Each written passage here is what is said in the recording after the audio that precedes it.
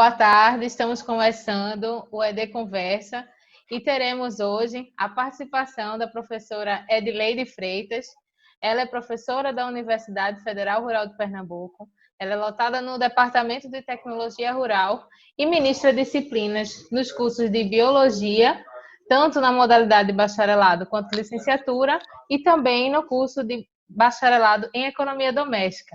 Ela é formada em nutrição, tanto a graduação, mestrado e doutorado, e também tem muita experiência na área de ciência e tecnologia dos alimentos, principalmente com foco na microbiologia dos alimentos. E por isso nós temos a honra de contar com ela nesse primeiro ED Conversa. Obrigada, Edileide, por estar aqui conosco, para que possamos tirar dúvidas e conversar sobre as perguntas dos internautas em relação a toda essa parte de cuidado com os alimentos que surgiram no perfil, né, do nosso Instagram. Então, para começar, Edileide, as primeiras perguntas, né, estão relacionadas com a pandemia, né, porque infelizmente a gente está nesse cenário, mas também ela de algum modo elas estão relacionadas sim, né, com o dia a dia, independente de se a gente estivesse ou não vivendo nessa situação, porque o cuidado com os alimentos, né, deve ser algo constante, e nós, né, da economia doméstica, temos também na nossa área de atuação, né, a necessidade, né, de estudar esses conteúdos para melhor atender a população. Agradeço a participação e vejo o meu compromisso de estar participando do primeiro ED Conversa, né? E que eu parabenizo pela ação de vocês e fico sempre à disposição, e a gente pode ficar realmente conversando da forma que as pessoas gostariam de ver, de ouvir, porque veio ouvir, né? Mas é que nós da universidade precisamos chegar à comunidade de qualquer forma. E essa é uma oportunidade que está despertando pelo fato da gente estar em casa, mas isso não significa que é só agora. Isso a gente deve ter o compromisso de fazer a população saber o que a universidade está fazendo e onde pode ajudar para que as pessoas vivam melhor e tenham uma saúde garantida até para aguentar não só essa pandemia, porque gripes sempre existem e eles pegam as pessoas que estão mais desprotegidas. As pessoas que estão mais desprotegidas são aquelas que têm uma vida não controlada, inclusive, principalmente pela alimentação. A forma, o que você depende da vida que você faz. E uma das coisas que a gente salienta é exatamente a alimentação que dá a qualidade de vida desejada. Então, uma das internautas perguntou: tenho lido muita coisa em grupos que participo, mas uma questão me chamou a atenção. Por conta da pandemia do novo coronavírus, devo dar preferências a alimentos cozidos e evitar os alimentos consumidos crus? Sobre preferir os alimentos cozidos aos crus? Não necessariamente. Não necessariamente. Ninguém é obrigado a consumir, nem precisa consumir alimentos estéreis. Todo alimento que você come, você pode ter algum micro-organismo. Isso não é nenhum problema. Isso faz parte da alimentação do onívoro. Então, se você chupa uma laranja, aquele suco de laranja vem com alguma levedura que pode até lhe fazer bem. Você tem o leite que você ingere, tem lactobacilos, e tem algumas propostas até que adicionam lactobacilo para fazer você ingerir alguns micro-organismos. Então, no raciocínio de que você precisa comer tudo cozido com medo de se contaminar, isso pode acontecer sempre, mas você tem que pensar que a vida não começa nessa pandemia. Você precisa consumir os alimentos saudáveis em todo o tempo. E daí, uma observação que eu queria fazer é que os alimentos crus, eles trazem muitos benefícios. E você não precisa cozinhar todo. Você tem alimentos que vai lhe permitir consumir cru e cozido. Vamos dar um exemplo, a cenoura. Você pode consumir cru e cozida. Isso não faz diferença para você. Existe até um tipo de dieta que diz que você deve consumir tudo que seja cru. Eu não sou a favor dessa dieta raw diet, uma coisa, tudo você só come alimento cru. São os crudíveros, né? O pessoal fala. Exatamente. Que eles preferem ou se obrigam a consumir tudo cru. Não concordo com isso, porque nem tudo você pode comer cru. Por exemplo, você não pode comer inhame cru. Isso não é digestivo, não é agradável. Verdade. Você não vai comer feijão cru. Então, mesmo que ele seja verde, ele é indigesto, você não pode consumir cru. Então, tem os alimentos que você precisa cozinhar, mas o alimento que já naturalmente, convencionalmente, ele está ali disponível para você comer cru, você come cru. O que você quiser consumir cozido, você come cozido. Não existe nenhuma preparação, até que existe, mas preparações que você coma frango cru. Acho que não existe preparações que você come frango cru.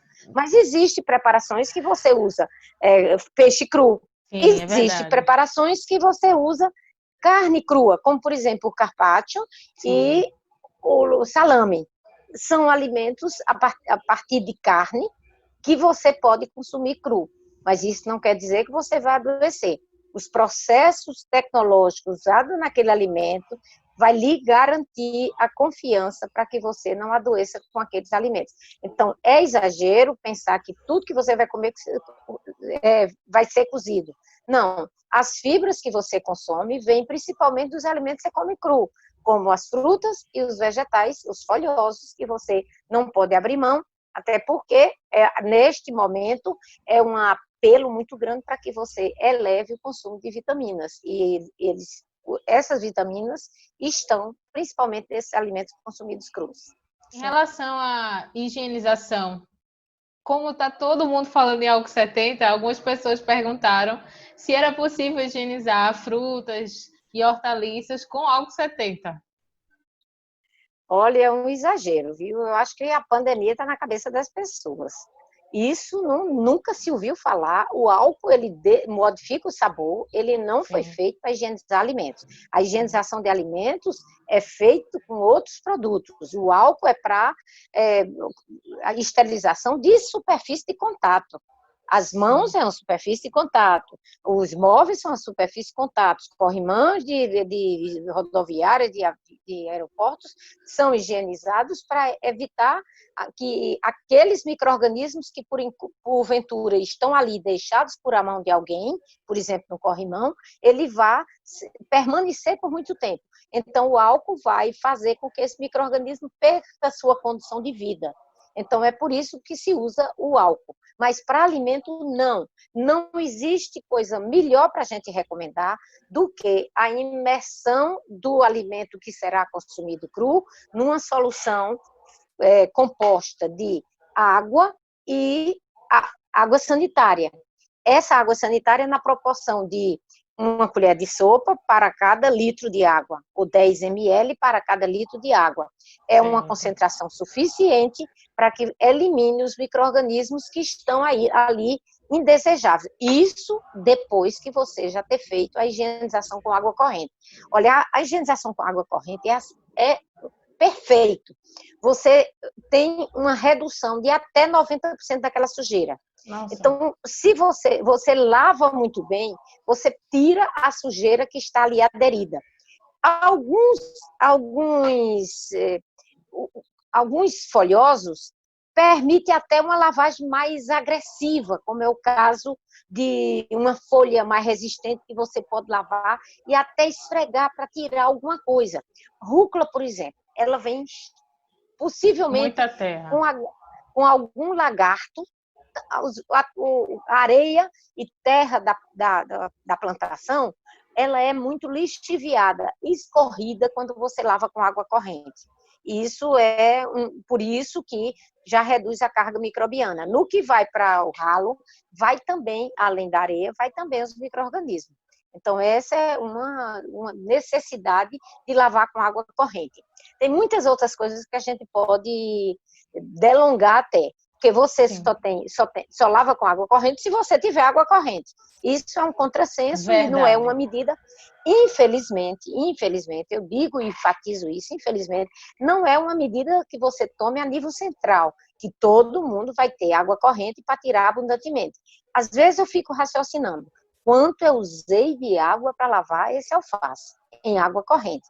Eu boto um recipiente embaixo para ver que a quantidade de água é muito superior daquele que a gente imaginava sem antes medir.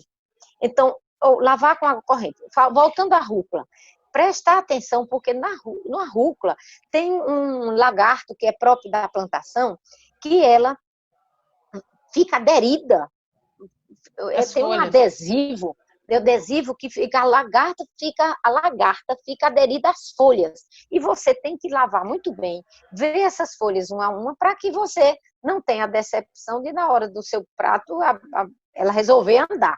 E você vai ver a lagarta andando no seu prato. Isso já aconteceu N vezes em restaurantes, quando o pessoal não adota as boas práticas de lavagem das verduras. Então, água corrente inicialmente e depois colocar na solução de água clorada, que é água com água sanitária, e daí você vê 15 minutos pode ser suficiente.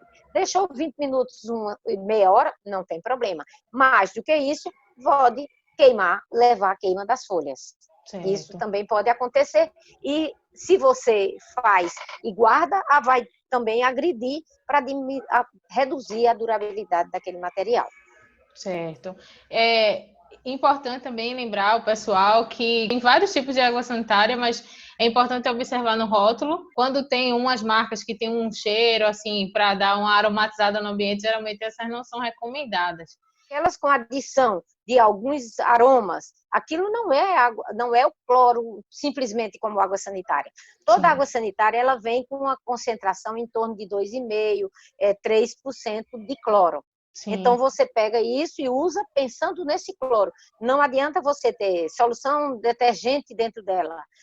Aí é outro produto de limpeza que é chamado de multiuso, e são produtos mais agressivos. Aí isso não é próprio para lavar alimento. Certo. Olha, eu vou aproveitar aqui, porque teve uma pergunta falando sobre esse tempo de deixar em contato, né? E eu vou adiantar, que é assim, a minha consciência não permite eu deixar os legumes e frutas por menos de 5 horas na solução de água e cloro. Depois disso, eu ainda esfrego com uma bucha e água sanitária. Tem alguma outra etapa que eu possa realizar para higienizar ainda melhor os alimentos? Eu achei muito, né? Muito um exagero, né? Isso aí virou uma paranoia. Assim, o vegetal, ele vai ter uma resposta diferente em relação à textura, o aspecto. Isso não pode. O cloro, do jeito que como é que ele elimina o micro-organismo? Ele elimina o micro-organismo corroendo a parede celular. Então, com certeza, ele vai corroer também a matéria orgânica que está na superfície daquela folha. Sim. Então, é importante que você pense que aquilo ali é uma coisa que está viva, ela é uma folha.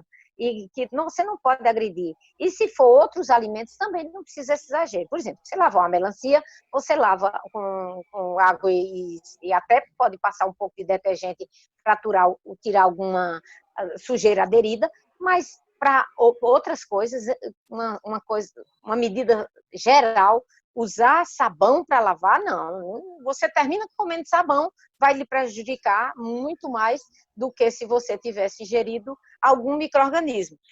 Jaqueline, a gente tem que botar um ponto aqui para pensar. Não tem nada a ver o coronavírus com o alimento. O alimento é um hábito que você tem que somar os hábitos de higiene que você está tendo para o coronavírus. Mas a ingestão do alimento não lhe leva a ter a Covid. A gente tem que separar muito isso. Não culpar os alimentos pelas doenças provocadas pelo vírus. Você não pega as gripes em geral, você não pega pelo alimento. Você pega pelas vias aéreas, é a porta de entrada dela. Então, precisa separar isso para que a população não comece a criar obstáculos em relação ao consumo de alimentos, porque aí fica pior. as pessoas vão ficar desnutridas, porque alguns alimentos não podem ser consumidos, porque eu não quero, eu tenho medo de consumir isso. Não, vamos tirar isso e vamos lembrar que a doença não vem pela boca. Ela pode até, por um engasgo pela boca, chegar à traqueia, mas isso é um caso que nem deve se pensar, porque é uma coisa muito rara. É importante, né? Manter a serenidade, né? A tranquilidade e não realmente ficar alastrando para toda a esfera, né, da vida essas preocupações assim tão demasiadas, né? Chegando até a confundir, né? A outra pergunta aqui que foi feita é em relação a quando começa a surgir brotos, né, nas batatas, alho, cebola, que ficam um certo tempo guardados, mesmo na geladeira. Esses alimentos, eles trazem algum risco à saúde, assim, porque apareceram esses brotos? Olha, foi muito boa essa pergunta, porque agora a gente está tentando reduzir as idas às compras. Então, Sim. Quando a gente vai, a gente pode estar dobrando aquela quantidade que a gente comprava para poder ver se dura 2 semanas. Então, as raízes você acha que é uma coisa mais durável e pode comprar uma quantidade maior. As batatas, sim, batata inglesa brotada, eu não sei como estão as pesquisas atuais, mas todos os livros de toxicologia diz que a batata, o broto da batata traz substância tóxica. Mas isso não quer dizer que uma batata está com um pequeno broto, você despreza a batata inteira. Dependendo do tamanho Sim. da batata, o broto aparece numa ponta de lá e você aproveita uma parte da batata. O que você não pode é consumir o broto. Isso Entendo. É porque contém substância tóxica. Mas precisa pensar também que mesmo que você consuma, porque alguém que fez não prestou atenção a isso, porque não é nosso hábito comer batata com casca, mas muita gente faz com casca. Usa Sim. com casca e, inclusive, outros países defendem que o uso da casca é muito importante pelo teor de minerais que contém naquela casca. Então, você pode comer casca de batata, mas vamos imaginar que tem uma preparação que foi usada com a casca de batata e as pessoas não tiraram perfeitamente, a desconfiar que as pessoas não tiraram o broto. Não quer dizer que você vai morrer disso aí, não. Não é um veneno que você tem uma dose que vai se sentir mal e até perceber que comeu uma substância tóxica. Não. Isso, com o tempo, e essa pesquisa tem benefício para lhe dizer que igual você come brotos de outra coisa, como broto de feijão, não pode comer broto de batata. É só Sim. essa observação. Certo. Outra pergunta, de algum modo relacionado com essas raízes, né? É se há um modo específico para higienizar inhame, cará e macaxeira. Olha, eu já recebi até um telefonema de uma amiga perguntando isso. Olha, diz que não deve mais comprar inhame porque ele vem com muita terra. Tem que vir, ele vem da terra. Quanto mais você manipula antes de vender, mais difícil será a venda porque ele vai se estragar. Então, se ele estiver muito mais próximo ao material da terra, que está mais seco, porque o inhame, batata, essas coisas nascem, eles estão prontos para colher numa terra seca, então, eles trazem os componentes dali da cultura deles. Então, do cultivo, no caso, para entenderem melhor. Então, você lava com água corrente, novamente com água corrente, e depois você vai descascar para cozinhar. Nenhum problema. Não tem nenhuma dificuldade. Mesmo que você descasque, não vá usar agora, você vai congelar, por exemplo, macaxeira, a gente faz isso muito, até se compra já descascada. Sim. Aquela descascada que você não sabe como foi descascada, mas certamente não foi o cuidado igual uma economia doméstica, um nutricionista, que está ali com cuidado, com um raciocínio para ver que você não pode descascar sem lavar com água de boa qualidade. Então, comprar descascado eu tenho meio desconfiança por isso, mas depois chega em casa, você lava e daí fica tudo normal e não tem nenhum problema, porque ela é cozida, a macaxeira você cozinha em fervura, no mínimo por 15 minutos. Olha, gente, não vai sobrar nada de micro-organismo, eu estou pensando em outras doenças, porque com o vírus ninguém pensa em alimento, lembrando sempre isso. Sim, sim, verdade. E outra polêmica, assim, outra dúvida muito grande na cabeça das pessoas em relação aos ovos, né? Que algumas têm uma linha que diz que deve lavar antes de colocar na geladeira, outras dizem que o recomendado é só na hora do uso. Qual é o seu parecer em relação aos ovos? Ao cuidado, Olha, né? Jaqueline, essa é uma dúvida também constante. É o seguinte, a rigor, pela legislação do Ministério da Agricultura, você tem que comprar ovos limpos, selecionados e íntegros. O que quer dizer isso? Ele já deve ter sido lavado na granja, ele foi selecionado até por tamanho e que não tenha rachadura. Pronto, então esse é o rigor. Mas vamos imaginar que você tem galinhas no seu quintal e Sim. gera todo dia um ovo, e você tiver 2 galinhas, você tem 2 ovos por dia, basta ter 10 galinhas, você não precisa mais comprar ovo, porque vai ter ovo para vender já, porque é uma quantidade dependendo da produção dessa galinha. Então, toda galinha, por onde sai a galinha, o ovo, é o mesmo lugar onde sai as fezes da galinha. Não tem outro caminho. A natureza fez assim. Só que a natureza é tão perfeita que na hora que o ovo sai, na hora que ele sai, ele tem uma consistência mole, a casca não é endurecida daquela forma, e daí, quando ela sai, aparece um muco, e esse muco é a proteção daquele ovo. Aquele muco, ele faz uma camada proteica, lipoproteica, sobre aquele ovo, e que aquilo serve para impedir a entrada de oxigênio, ou impedir a entrada de micro-organismo e permitir a entrada de oxigênio para alimentar, porque o ovo, a natureza não deu para a gente comer. O ovo é para a reprodução da espécie, né? Sim, é verdade. Então, aí, aquela película que está sobre o ovo, ela tem uma porosidade seletiva entre o oxigênio, mas não entre outras sujeiras. E qual é a sujeira principal que o povo tem medo? Um micro-organismo que vem da cloaca da galinha. Só que esse micro-organismo, a salmonela, ele só vai entrar se você quebrar essa barreira. E é essa a razão que você não deve lavar, principalmente com sabão, antes de botar na geladeira. Aí você diz, mas não pode passar água? Poderia passar água só, porque aquela película, ela não é hidrossolúvel. Então, aquela camada que tem de proteção, ela não é hidrossolúvel. Então, se você lava com água, ok, mas você tem que ter um compromisso de secar, porque aquela umidade que você deixa sobre o ovo vai prejudicar mais do que se você botar os ovos normalmente na geladeira. Eu vou dizer para você, eu prefiro, tirando todos os estresses, respeitando todos os estresses das pessoas, eu prefiro comprar ovos limpos e colocar na geladeira, ou de preferência numa caixa, que você bota na geladeira, não naquela parte muito mais em cima, que não precisa tanto frio.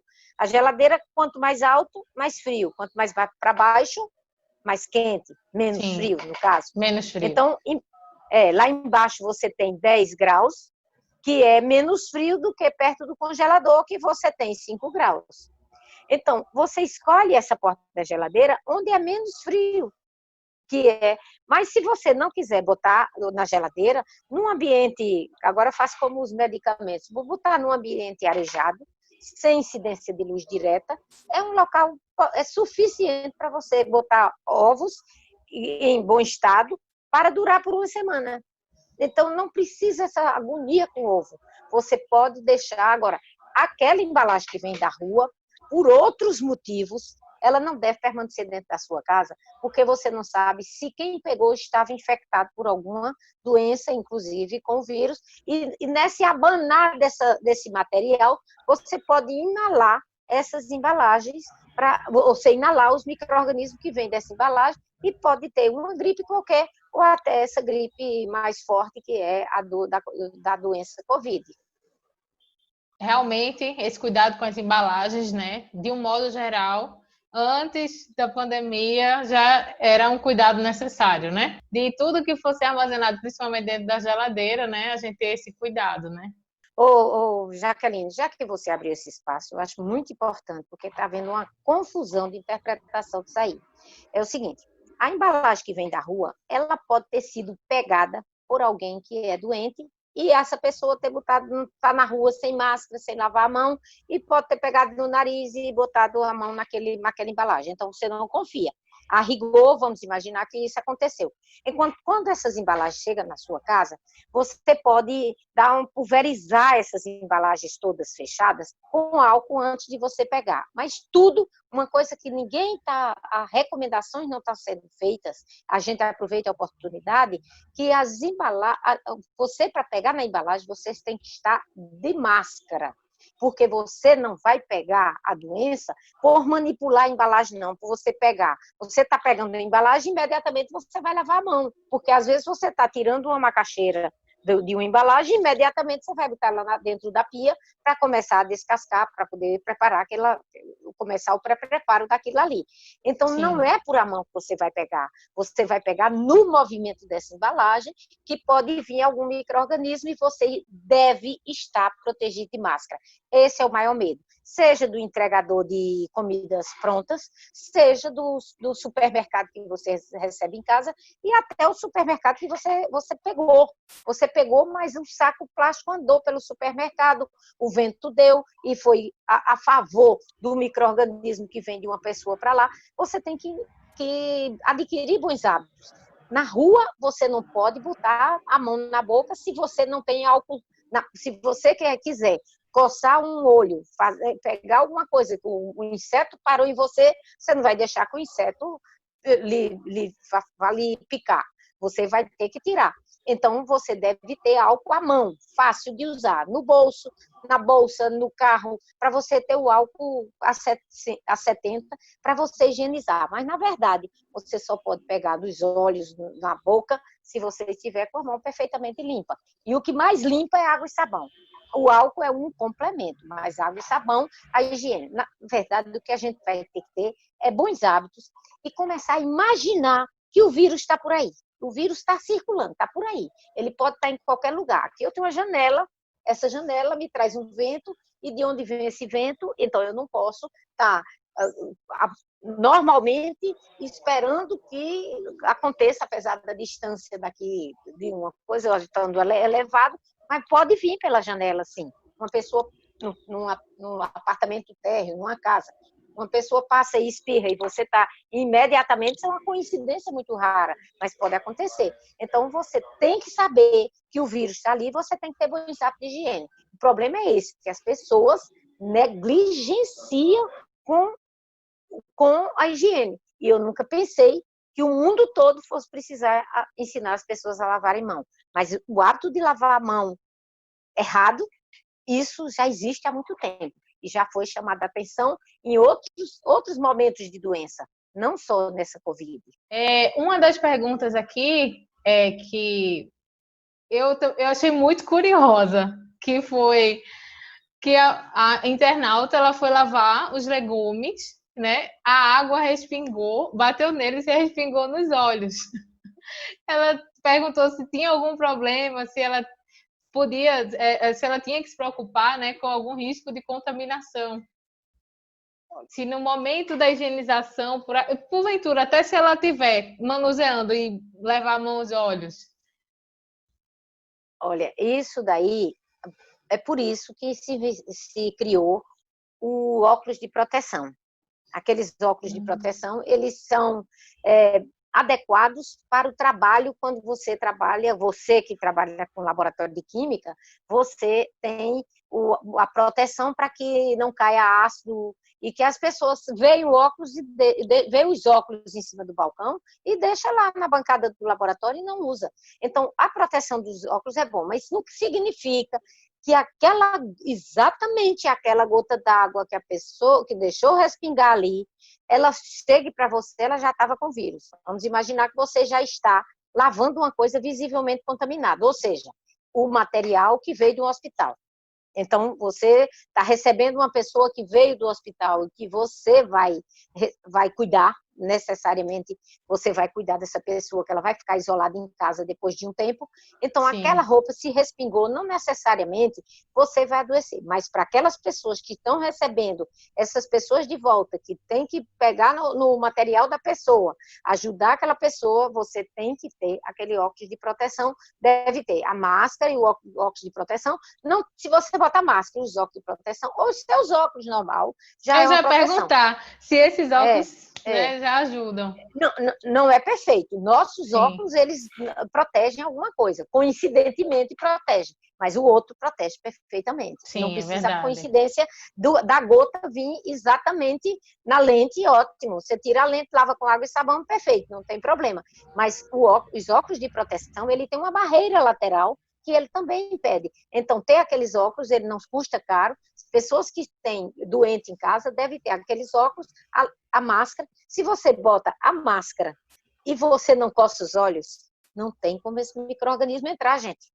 Uma amiga me telefonou e disse assim, eu tenho muito hábito, coço muitos olhos, meus olhos cansam. Eu digo, eles coçam, mas você vai coçar com a sua mão, que está higienizada ou está contaminada com seus micro-organismos, que você não está doente. Então, você não vai pegar uma doença exatamente porque você se coçou com sua mão e você não é um doente. Então, tem que você trazer o micro-organismo do outro. Não é tão fácil contaminar. Está sendo fácil assim porque as pessoas não têm hábitos higiênicos suficientes para não pegar doenças. Então, você vê, então eu aqui saudável, você aí está saudável, não nos expomos inocentemente para uma coisa. Agora, a gente sabendo que todos podem ser vetores, a gente se distancia de todos e é pouco provável que a gente vá pegar com todo o conhecimento que a gente tem adquirido pelas bancas de universidade.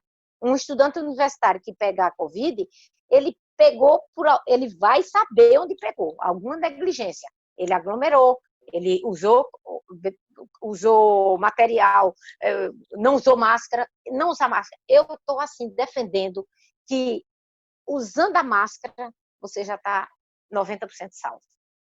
Que maravilha. Tem diferença das frutas com a casca mais frágil, né? Casca mais fina e uma mais densa, uma casca mais grossa, se elas devem ser higienizadas de modo diferente. Olha, eu faço uma colocação em sala de aula e vou colocar aqui para todo mundo para entender. É o seguinte, quanto mais perecível é o produto, mais sofisticada é a embalagem que a natureza fez. Então, você pode imaginar a embalagem do coco. O coco não é altamente perecível? Sim, é verdade. Então, a embalagem que a natureza fez com o coco, eu sou impressionada com aquela embalagem, porque é para proteger o coco até da queda do coqueiro, que é muito alto para ele não se quebrar. Verdade. Então, é muito bem pensado. Eu só não sei porque a jaca foi tão alta. Ainda estou querendo explicar porque. Agora, tem uma casca grossa, mas quando ela cai madura, a casca não suporta. Né? A casca não suporta. É como que o fruto foi feito para você buscar lá em cima e não esperar que ela caia, né? Sim. E isso daí, pronto, a melancia. A melancia, para você chegar na parte comestível, você atravessa um verde claro, um branco, para você chegar na parte comestível, que é cor-de-rosa.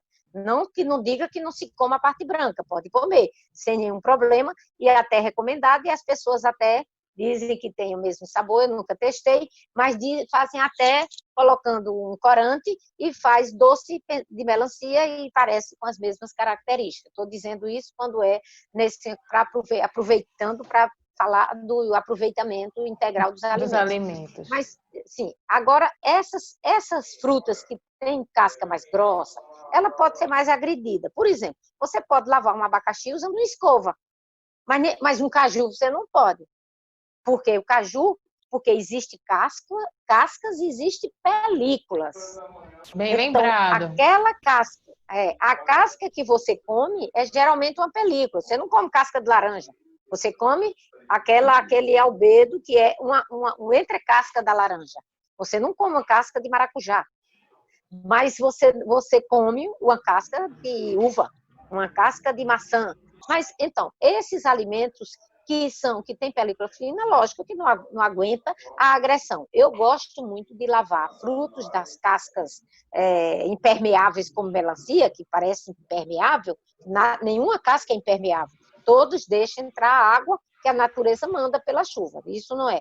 Mas aquelas que aparentemente são impermeáveis, você pode botar embaixo de uma torneira, lavar, não custa nada você pegar um pouco de detergente na mão e dar um banho para tirar aquela sujeira, porque se você lavar uma mexerica, aquela mexerica pocã, que ela é muito porosa, se você lavar, lava para comer agora, mas se você lavar para guardar, ela vai se estragar. Quando a água que entra no fruto vai modificar a composição daquele fruto e vai diluir o ácido e vai dar oportunidade dos micro-organismos estragarem ela. Então, é isso. Tudo tem um raciocínio. E o raciocínio vai pela base da microbiologia. Mas isso não quer dizer que é o vírus. Porque o vírus não está no alimento. E isso daí, o vírus não está no alimento e você não vai adquirir vírus pela boca. Você vai adquirir pelo nariz. Pela boca, se ele entrar na traqueia acidentalmente. Pelas mucosas, pelo nariz e olhos, né?